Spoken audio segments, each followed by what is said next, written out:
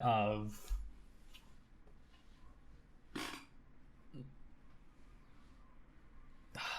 trying to make a fucking video and he's stealing the show over here. Street beefs. Beefs in the street. Getting settled between flying punches, getting socked in the face, turning arms into noodles. It doesn't matter what it's about. It's that it is settled in Satan's backyard. Thank you for tuning in. Couple things I want to point out. We hit 1 million likes on TikTok. That is super friggin' awesome. Very excited for that.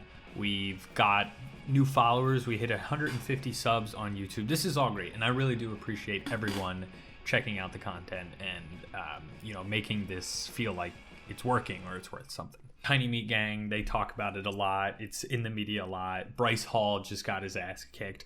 Boxing is the new sport. It stems from this idea that dudes on TikTok get sick of being called a in the comments and feel the need to prove that they are tough. The only way that you can prove you're tough nowadays, and instead of being comfortable in your masculinity, is kicking the shit out of another guy in the ring. So that makes sense. The thing is, we all lose because the people who step into these rings, Logan, Jake, Bryce Hall, they all get paid millions of dollars. So at the end of the day, we laugh and we say, oh, that's corny, dude. You have to step into a ring, really? Well, guess what?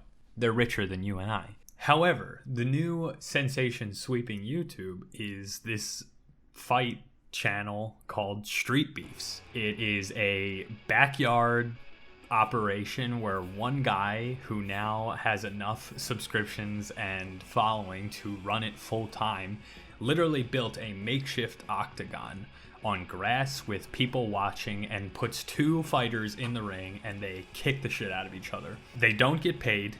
Sometimes the beef is real. Sometimes it's just people who want to prove that they're fight. It's blown up enough to the point where ESPN has covered them in an article. And right off the bat, looking at this cover page, I'm not stepping into the ring with any of these people.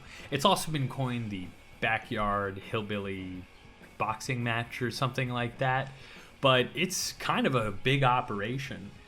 This guy named Chris Scarface Wilmore is the dictator of the yard, which he literally set up behind his house and invited friends over to kick the shit out of each other or settle debate. Now here's where things get interesting. It's not necessarily an operation that doesn't have a mission. The idea is to stop gun violence or promote the idea of stopping gun violence and settling debates with fists and not knives. Idea is it's a safe zone, although I don't know how safe it could be when you're kicking the shit out of each other. But essentially, they host 180 fights in a year. The YouTube channel and revenue is enough for the guy to run the whole thing, quit his day job, run the whole thing. These guys who step into the ring are just your average Joes. Like, they're construction workers, furniture movers, and things alike that just really want to get into the ring. And some have been quoted as saying, I just really like release stressing and anger, or fighting's in my blood. I don't know what's in my blood. Definitely not fighting. Probably more like your soft e-boy wannabe YouTube kid. So I'm not stepping into the ring with anybody. The best part of this article, though, is the interviews with the fighter and these pictures that are, I don't know who took this, but it's amazing. We got this guy rocking the Pilot Originals large slushie while he's on the phone watching his maybe brother or something get the shit kicked out of him in a ring. But it's all in good fun. These guys have respect for each other. Like I said, they don't get paid. There's no reason for them to be in the ring other than the fact that they're willing to prove that they're strong. And of course, it's run out of Virginia because you're not going to find millennials fighting each other in New York City. I just want to show you guys how serious this thing is. Street Beefs! We got us a title match for y'all. And the return of a Street Beefs favorite. In this corner, we got Baby Hulk. Y'all may remember this man. He's out pursuing an MMA career, but got time to come back to the yard for a little bit. He's 3-0 in Satan's backyard. And in this corner, we got our microweight champion, Viking. He's 5-0 in Satan's backyard. Be safe, fellas. Fight hard. Fighters coming. Let's go, Viking. Let's go, baby. You know the rules. You know the rules. Listen to me at all times. Have a good, clean fight. Touch gloves and back out.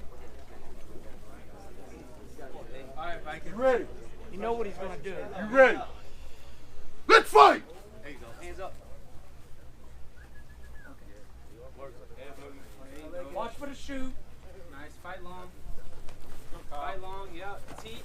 With your left. Yep. So you get the idea. They actually try to kick each other's ass. The only thing that would make this 10 times better is, you know, when you would see videos of high school fights and the cameraman was the best part of the show, not only because his camera work was spectacular, but his commentary was hysterical. They should have some sort of stand-up comedian sketch writer just narrate what the hell is going on. Let's face it, people from Virginia are hysterical. This all brings me back to the point that the people who are getting into the ring, like these big TikTokers, are getting paid millions of dollars for a show that's not even worth watching and half the time doesn't even stream correctly.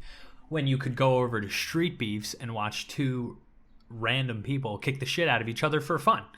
And remember, it's guns down, gloves up. And it takes all of us to come together and whoop each other's ass and settle beef. Thanks for watching.